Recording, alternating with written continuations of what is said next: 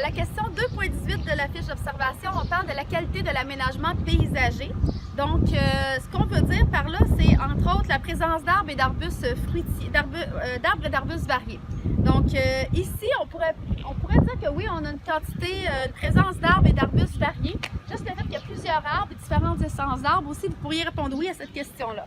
La présence de végétaux variés, on pourrait dire oui également à cette question-là. Ça veut dire est-ce qu'il y a des bacs à fleurs et des plates-bandes. Donc, comme vous voyez, il y a beaucoup de travail qui a été fait ici dans les plates-bandes, divers aménagements. Tout le long de la patinoire, on en voit. Derrière les bancs, on a des fleurs aussi, des graminées, des vivaces.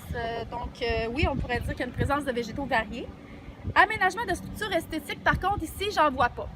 Ça pourrait être, par exemple, un petit muret de pierre, ça pourrait être une fontaine, ça pourrait être un bassin artificiel vraiment esthétique. Donc, ça, on n'en a pas ici.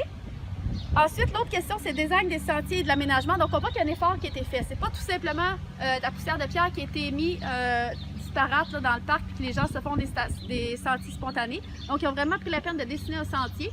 Puis, il part dans tous les sens, il relie les équipements entre eux. Et le sentier est balisé aussi par de la tourbe ou du gazon. Donc, il y a un petit muret de béton aussi. Donc, ils ont dessiné et ils ont pensé vraiment le sentier. Donc, c'est ce qu'on veut dire par design des sentiers et de l'aménagement.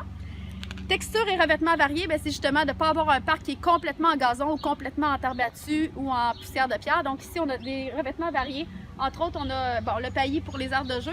On a du béton pour les jeux d'eau. Ensuite, on a de l'asphalte qui vient ceinturer tout le tour du jeu d'eau et tout le tour des modules de jeu. Puis, on a aussi des plates-bandes et du gazon. Donc, ça fait un environnement qui est agréable à l'œil. Donc, c'est ce qu'on veut dire par qualité de l'aménagement paysager.